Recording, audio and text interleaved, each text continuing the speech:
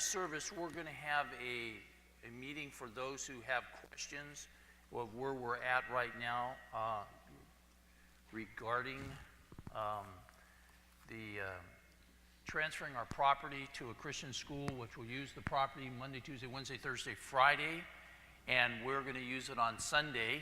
And so some of the questions that you have, we're going to answer as many as we can.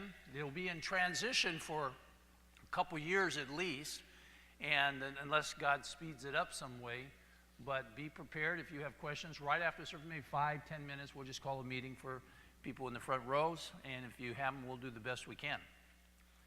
With that, last week, we've been in Nehemiah, and last week we talked about getting ready, being prepared. And part of that is, you know, when you have a dream, when you have a vision, when you have a plan, just like we have going forward, that we want a worldwide mission program, in that you have to have a plan. And in making that plan, you have to regard some things or think of some things. And number one is spiritually, how that impacts you and spiritually what you do.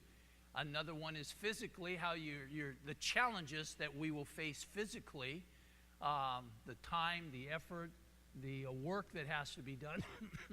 And the other one is, we talked about last week, that's kind of new sometimes to people, is mentally being prepared. Mentally being in the game. Again, we used the example last week of being on a football team, and you have to be completely mentally prepared for the game.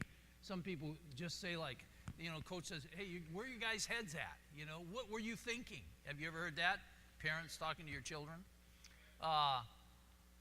So you have to be in the game. You have to have your head on. And when you have difficult things happen, if you're not prepared mentally for it, it kind of puts you in a defeatist attitude almost right away. I watch sometimes, not all the time, but on Saturday nights on channel about 208 or 9, somewhere around there, they have a thing called War Stories. And it's about World War II or Vietnam or World War I sometimes, something like that. But it's usually World War II or World War I. And sometime Afghanistan or something's going on, Iran. But they had one last night that was really interesting to me. And they talked about, and one of them was about Hamburger Hill, and then the other one was about a 70-day kind of invasion that they had. And during this time, it said they were going back and talking to the soldiers that actually are still alive today, and they were in combat at that time, and said, how did you feel on this one day? This one day they just got hammered. I mean, mortar shells and attacked, and the enemy just, you know, they tried to overrun their unit. And he said, how did you feel? And they said, well, at the end of the day, we set a record. He said we had more bombs hit us, more mortar shells, more guns being shot at us than anyone before. And he said we had to face it that way daily because we were attacked daily. And their head was totally in the game. It was in the war. They were prepared. If you're not prepared for things and events in your life, it's going to take you out real quick. And I hope this is sinking in, because sometimes I see it when I talk with people, they weren't prepared mentally at all. It just overruns them. And so you don't want to be in that state. Get your head in the game, prepared. You know, you have to do it sometimes. You have to get the job done. You don't want to pay the big bill, but you have to. I don't want to mow the yard sometime. But my yard's big. We have 10 acres. And so when I go out to mow the yard, I go out for an hour and a half to mow part of it, and then another hour and a half, and then another hour and a half, and another hour and a half. And I hate it when the lawn needs mowing, because it goes on and on and on. But you have to decide, how do you eat an elephant again? One bite at a time. One bite at a time. And so you have to get out there and you have to face it. You can't just close your eyes and play like an ostrich. You mentally have to realize this has to get done. And usually when I start that, I'll get out there and I'll get it done. And so that's what we have to do. Now, we want to look at Nehemiah chapter 5. I've mentioned this before to you. I title a lot of chapters in the Bible, I give them titles or names. And here in chapter 5, we're going to read verses 1 through 7 right now. But this is a little chapter I've called the internal affairs or internal reform. Sometimes you get started on a project and you have your goals set and you're not meeting your goals. And you're going to have to make adjustments. Sometimes something gets in the way and you're going to have to deal with that thing that gets in the way. Now, I want to tell you this because, again, it's partly being mentally prepared. It's that you realize you're going to have to make an adjustment. You're going to have to take care of this issue. And so that's what this is about. Now, let's read 1 through 5, and we have a lot of comments on this chapter. Now, there was a great outcry of the people of their wives against their Jewish brothers. For there were those who said, "We, our sons and our daughters are many, therefore let us get grain that we may eat and live." There were others who said, "We are mortgaging our fields, our vineyards, and our houses, that we might get grain because of the famine." Also, there were those who said, "We have borrowed money for the king's tax on our fields and our vineyards. Now our flesh is like the flesh of our brothers, our children like their children." In other words, hey, man, we're the same. We have kids that we love too. "Yet behold, we are forcing our sons and our daughters to be slaves. And some of our daughters are forced into bondage already. And we are helpless because our fields and our vineyards belong to others." Verse 6. "Then I was very angry when I heard their outcry and these words. I consulted with myself and contended with the nobles and the rulers and said to them, 'You are exacting usury, each from his brother.' Therefore I held a great assembly against them." What Nehemiah found out is he found out these guys were taking advantage of people. You know, they had a situation where there was a famine, there was drought, there was problems, they didn't have enough money to take care of things, and the nobles and the other rulers began to take advantage of the people in trouble. Now, we want to say at the onset, that is not the right thing to do. But people a lot of times get taken advantage of, and we hear it all across our country, really around the world. I want you to think in your minds for a minute, what situations do people take advantage of other people? You know, think of them. What are some of the things they do? One of the first ones that popped up in my mind was that salesmen will take advantage of unsuspecting people, right? They're going to sell insurance and sell it for more. They're selling a product and they start real high, and with people that are more savvy, they'll come down a little bit and say, "We'll give you a deal." And a lot of times they take it. How do they take advantage of them? A lot of times they take advantage of people when they say, "Oh, I'm a Christian." And you know, sometimes Christians take more advantage of other people than anyone else. And that's not supposed to be that way. We had a lady in our church come back one night with a brand new shiny car, and she'd went in, and we found out that, you know, she paid top dollar for it, everything the most, and it was because the guy told her, she said, this was great because the salesman was a Christian. Well, I don't know that. A lot of times when people say they're a Christian and they're in business, watch out. Because in business sometimes people take advantage of other people. And so what we want to say here, God has not called us to take advantage of people, especially when they're in need. You don't put a price on helping people. Right? You don't put a price on serving others. You know, what you do instead is you help in the name of Christ, and you help showing them love. There was a family in our church, not here anymore. I always like to say that so nobody doesn't look around and say, who is he talking about? So there's a family in our church, and by the way, I'm a grandpa, and my wife in the back is a grandma. So that's a little disclosure here. Here, the grandma gave the grandson a car. Pretty nice, huh? What's that? A hook. Thank you. You're on. A hook. Because every time grandma wanted to go someplace, hello, my favorite grandson, give me a ride. Remember who gave you the car.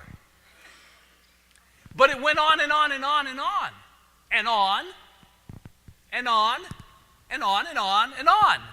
Finally, the family came to me and says, Pastor, what do we do? Grandma's driving us crazy. And I tell you, I'm a grandpa. My wife's a grandma. We don't drive people crazy. We're too young to do that. But they were, they're just driving crazy. So what do we do? And man, I try to stay out of those things because it just gets you in trouble. If you say anything wrong, grandma's going to, come down on you. And we don't want grandmas to be mad at you. And so it just becomes a problem where they start using something to their advantage, which is not your advantage. So what's going to happen here is let's look at verse 9 and 10 real quick, and we're going to hang in here a little bit longer. But 9 and 10. Again, I said, the thing which you are doing is not good. Should you not walk in the fear of our God because of the reproach of the nations, our enemies? Verse 10. And likewise, I, my brothers, and my servants are lending them money and grain. Please let us leave off this usury. Now, you already know, if you've read the book of Nehemiah, he had some of his brothers with him, and he put them actually in charge of some things. But instead of taking advantage of people, Nehemiah didn't, and his brothers and his servants, they helped people. Again, you do not put a price on serving God. You do not put a price on helping people. You do not put a price on giving to others. And so he was real clear that knock this off. This is something that needs to stop, and really needs to stop immediately. But we do it in a lot of simple ways. We have the food bank on Wednesdays. This year we're going to give out probably over 500,000 pounds of food for free. And we try to be as generous as possible. Matter of fact, when people ask us, hey, can I take this? I need something extra this week. Or can I get this? They see some of the stuff we have. I'm having a birthday party, so can I get this for the birthday party? I don't think I've ever said no. But we want them to ask. We want them to ask. We don't want them to take. And take advantage of the situation. But we have people that take advantage of it. Now, we had some people working. They work really hard. They're really good workers. They just sometimes take advantage of the situation. And I'm just telling you this because you've got to watch all areas of your life that you don't fall into this trap. And so what they do is they start seeing something they really like, and they're like Achan in the Bible. What did he do? He grabbed that piece of gold, He grabbed that silver and he went and hid it for himself. So I get out, and I see how hard they're working, and I really made a mistake. There was this 2 boxes of chocolate. Now it was chocolate bark. And have you ever had chocolate bark? It's pretty good stuff. Okay, it had a little salt. It had salt and nuts in it. And so it had 2 types. One with almonds and one with cashews. Well, I open one each. Yeah, one for each hand. Man thinks good, doesn't he? See, he's got his head in the game. So I opened one of the boxes and pulled it out and read it more. And I thought, I bet you the ladies that were working so hard over here would like this. So I ripped it open and took it to them, and I started going, and they started eating it. And boy, I realized very quickly I had made a major mistake. They'd almost were going to eat my fingers getting to the chocolate. You know, they were grabbing it out of there, and then they went over and helped themselves to another one.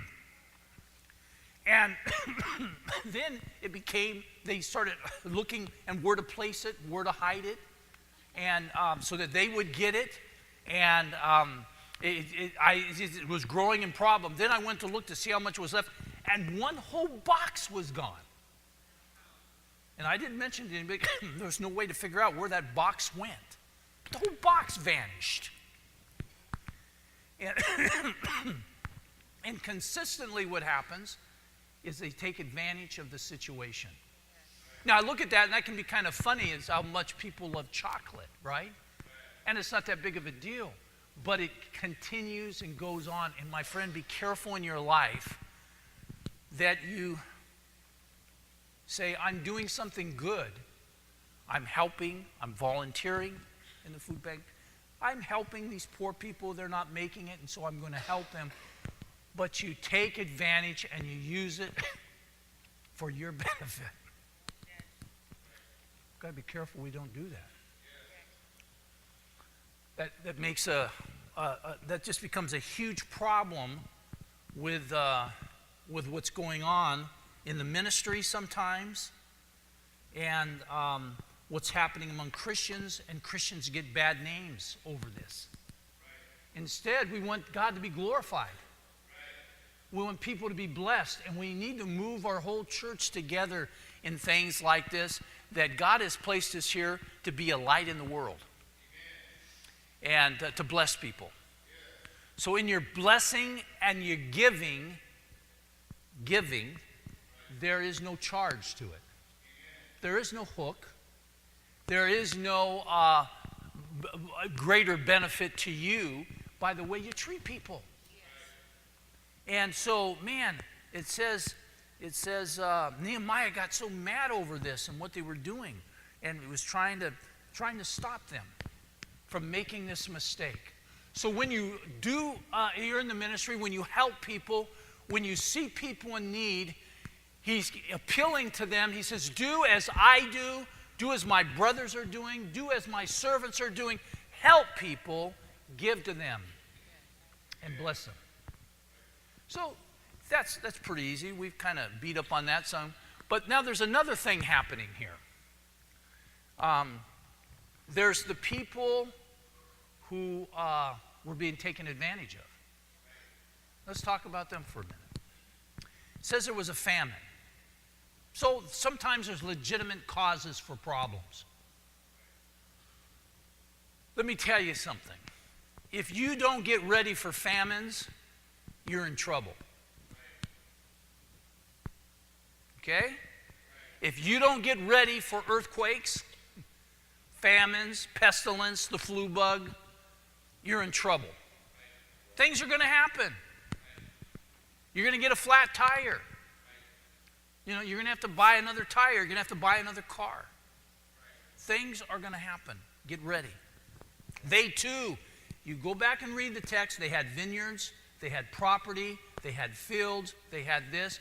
But you know the tendency what we have as human beings? When we have it and it's going well, we charge. Take our credit card, charge. Take our credit card and charge. Right? We take our credit card and charge more. We are like the cavalry men. Charge! We get out there and we spend. And a lot of times, there is legitimate times that people have things happen, but listen, a lot of things we bring upon ourselves.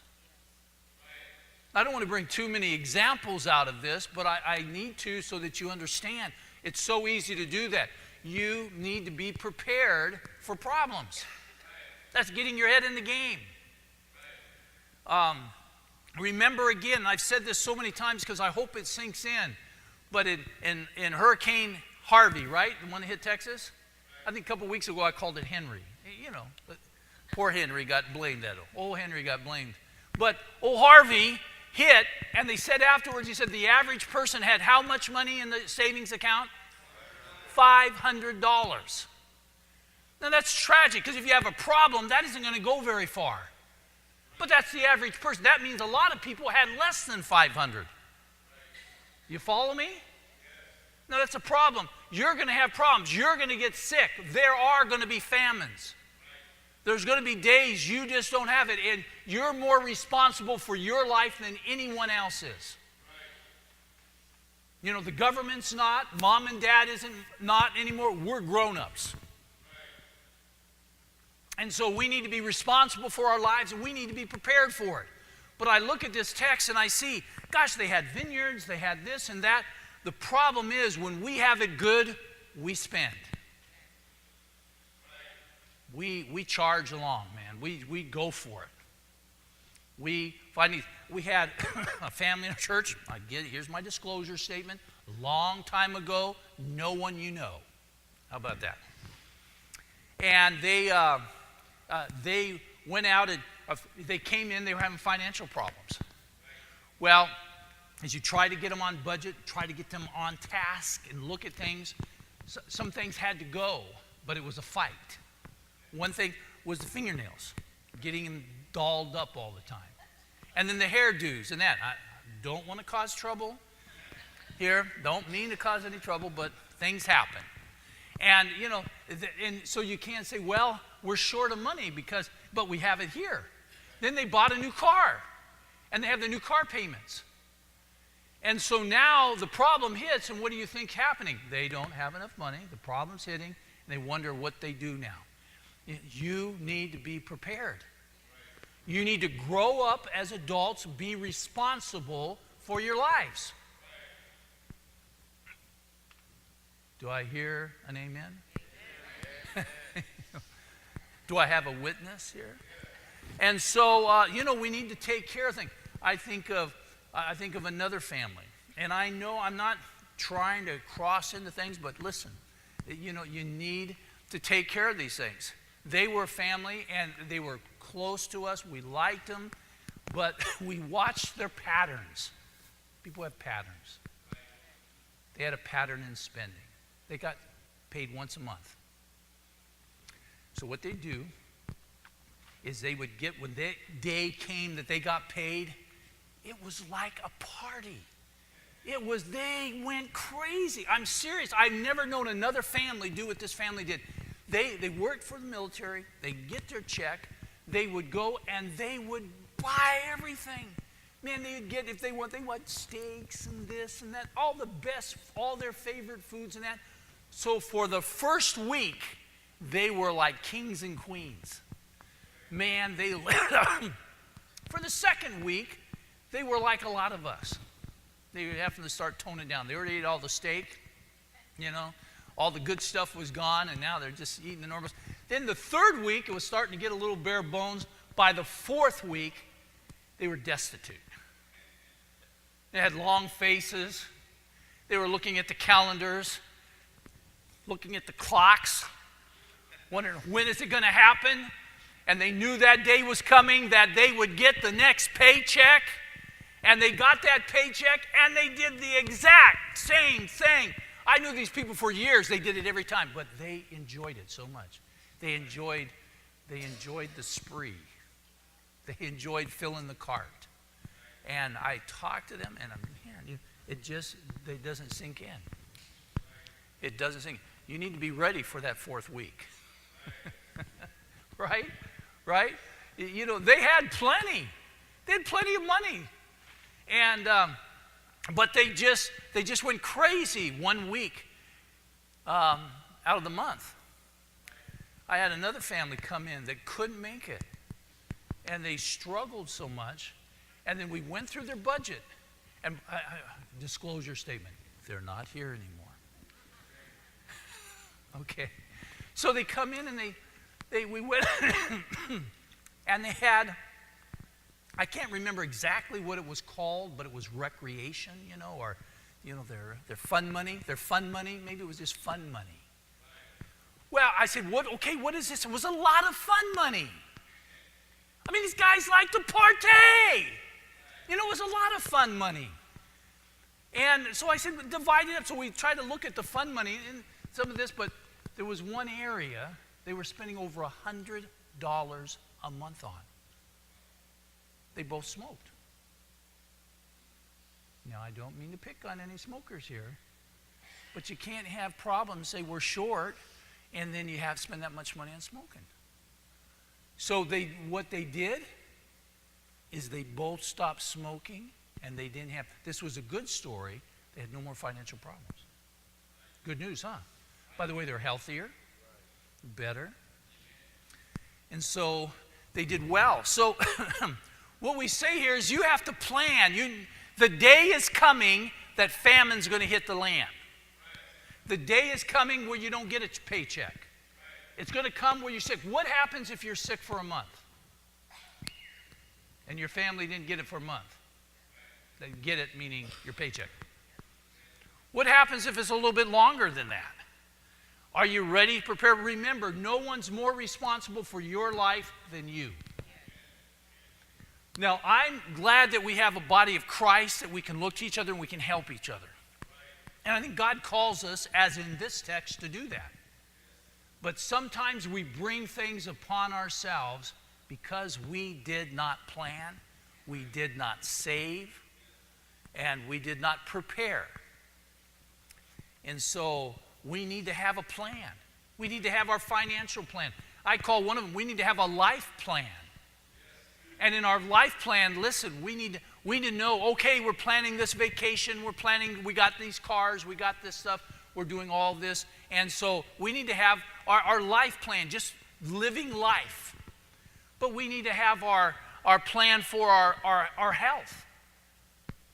You need to be taking care of yourselves. If you listen to anything from doctors and that, they always tell you to take care of yourselves.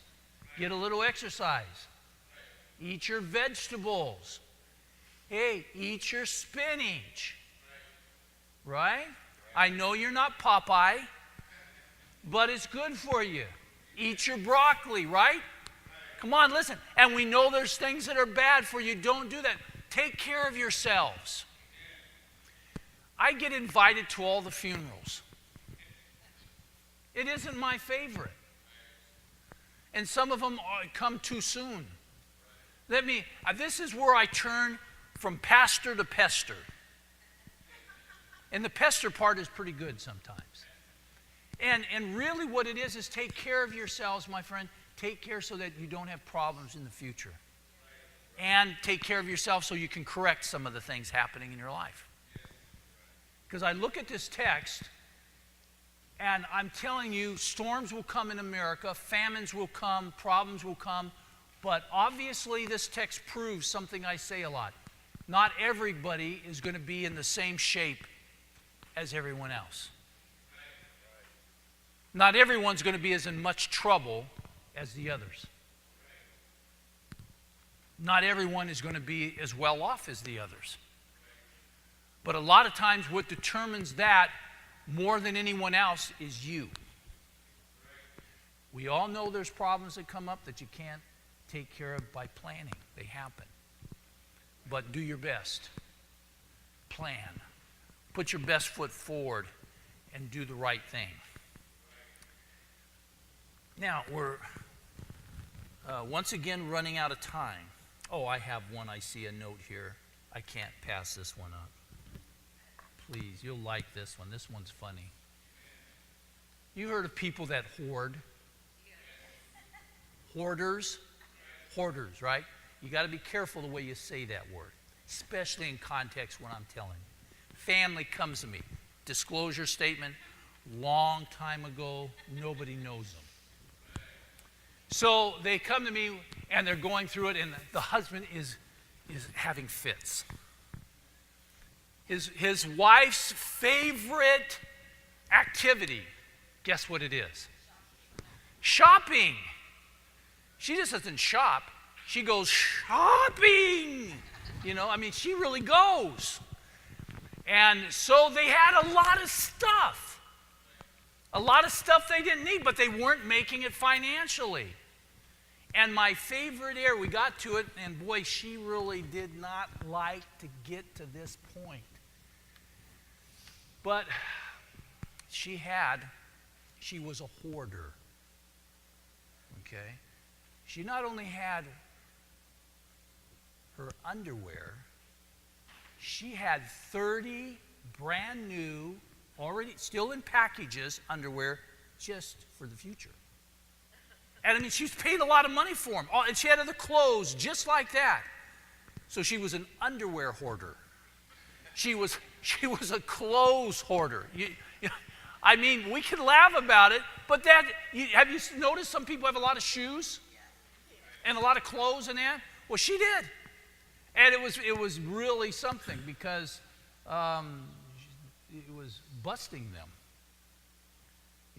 They had $40,000 in credit card expenses. So you got to stop charging, right? That's a true story. So we have him dealing with the issues. Leadership sometimes is lonely, and you've already read a couple verses that leadership is lonely sometimes. He had to deal with these nobles. He had to deal with these people and say, listen, it's time to do something about this. You need to stop taking advantage of these people, right? So he was lonely and he was struggling with these guys and that. But he makes a decision. He calls the people together. He has a meeting with the whole crowd. And let's read verses 12 and 13 and see what he does. Then they said, we will give it back and we'll require nothing from them. So they're going to stop charging them to help. We will do exactly as you say. So I called, here it is now. I called the priests and they took what? An oath from them that they would do according to what? This promise.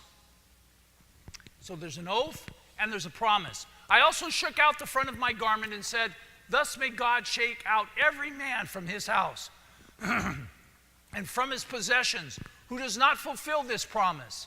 Even thus may he be shaken out and emptied. And all the assembly said, amen. The general idea of that, amen, usually is, that's true, that's right. We're going to do this. And they praised the Lord. Then the people did according to this promise. They were accountable. They became accountable. He made it a spiritual issue. He brought the priest in. He had the people give an oath. He had them promise. Everybody follow me on this? A lot of times we make promises that we don't even plan to keep. But this gets serious here, and he says, okay, spiritually now, let's get the priest in here. Let's draw this thing up, and let's have him give an oath before the priest.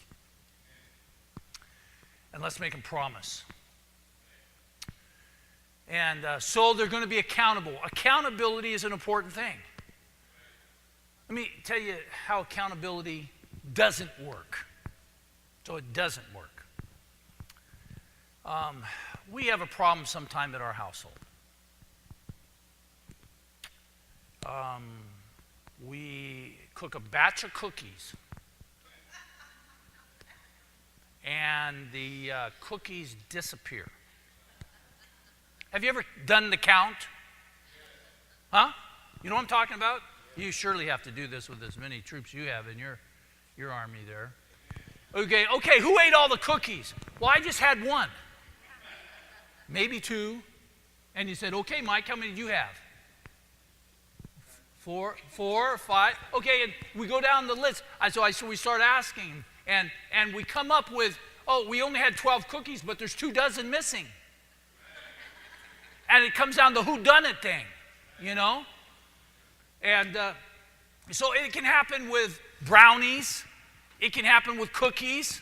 It can happen with anything. Matter of fact, it happens with tamales. Now, I tell you, some of you give me tamales for Christmas. This year, when you give them tamales, I want you to put on it either Pastor Dave or Pastor Dave and family. Because I rarely get to see him if you put family on there. So if you really want to give me some tamales, you put just, put some, make it sure that I'm supposed to get some of these. Okay, because I turn around and I said, who ate the tamales? And it's the count game again.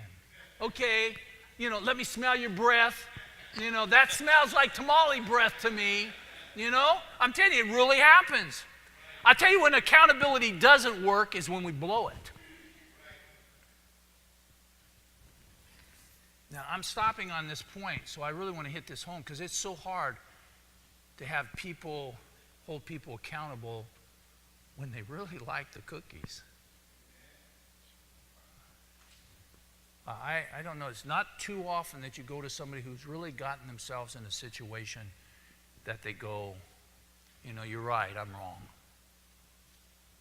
2 Samuel chapter 12, great example. David had sinned. Nathan the prophet told him, it was your sin, David. You're the man. You're the guy that ate that other guy's sheep. You were immoral when you had a relationship with Bathsheba. And David's response immediately was, you're right. I have sinned. Now, that's the way accountability should work. But I tell you, rarely does it work that way. Usually, you get blame shifting. Well, you did something. The church is wrong. You shouldn't have done this. And it just goes down the road. And we cast blame on others. Or we won't even, we vote with our feet. We don't come back to church. There's been people in adultery and other things that, as a church, we're responsible to confront. To talk, at least ask them. And we go, hey, Sam, what's up? I've been told this. We saw, somebody in our church saw you kissing this woman in the park.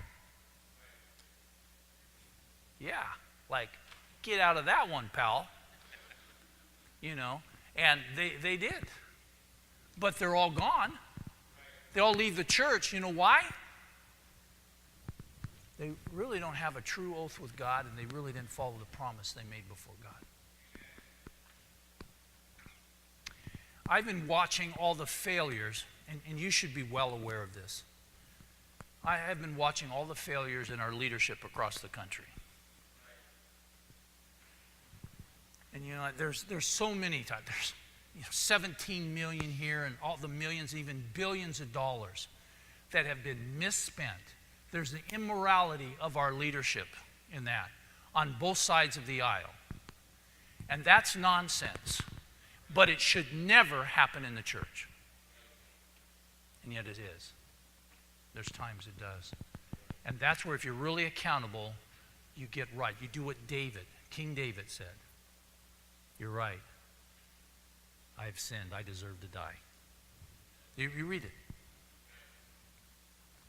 But what we see is all this nonsense happening, and I said to myself, I'm going to pull, matter of fact, probably everybody's here, but tonight at our meeting with our elders and deacons that we have, I'm going to tell them, listen, if I ever start going down a path, you talk to me. Because I'm going to be more accountable than I've ever been. I've watched this mess that's going on, and you have to be accountable. And you have to be willing to get it right. If you really love the Lord and you're a genuine believer in Christ, you have to be willing to follow him then and get this thing right. And so we need to be accountable. All of us to each other. But I tell you again, it's a rare thing when I say, who ate the cookies? I have to start smelling their breath and see if I smell cookie breath. See if I see the chocolate running down their cheek. which I have caught them on. And so we have to become accountable, but it could be a good thing. Let's look at it as a very positive thing in our lives to keep our families right. Ladies, do you want your husbands right with you? Yeah. Men, do you want your wives right with you on some of these things? Yeah, of course. So let's live to the standard that God has given us. I'm not making this stuff up. I'm not making up the standard that God has laid before us. We want to do that. It's just a hard thing. And so we need to pledge, we need to give an oath. We need to make a promise that we will be faithful in these matters. And that God is always right. And by the way, He always knows. So let's live to that standard. And the end result is that righteousness will prevail. And that the church can be a light to the world. I'm so excited about the future of our church and the direction we're going. I believe so strong that we're right on task. Matter of fact, God is anointing it. I just see signs of it and blessings and that. But I see that we can achieve being that light more than we ever have. I've realized that in 1 year's time, we'll be able to do more than we've done in 38 years, 37. And so, I believe that we're going to see that. And it's exciting. Everything's pointing to that. So, we need you to help us. Help us in every area. Get involved with the missions. Get involved with the giving. Get involved with serving. Move yourself from the pew to the ministry. And when we start, and we're going to fast. My wife said we start on January 7th, and we fast for about 3 weeks. And so you can pick the area you're going to fast on, what you're going to fast from, and meals. I'm going to fast from food, and I hope I trim up and I look a real slim weight. And if I don't, I'll just suck in a little more, and you won't know the difference. But we're going to do that. And I'm going to ask you to be involved with that fasting and praying and seeking God. And then, in February, when we start to launch out in some things, pray that you'll be able to be involved in some of these home churches and some of these things. So it's an exciting day ahead of us that we're looking, and we need people to help us. Be involved. Pray, fast, seek God. And we have some good stuff that we shared today. And be preparing, get your head in the game, be preparing for life, right? You need to do that. Get your families ready, because the day's coming when everything's going to turn upside down for you. And if you're not solid, Jesus said if you're not on the rock, you're going to go down with the storm. So get your family, get your life on the rock, get your family on the rock, because the storm is coming. He said it over and over.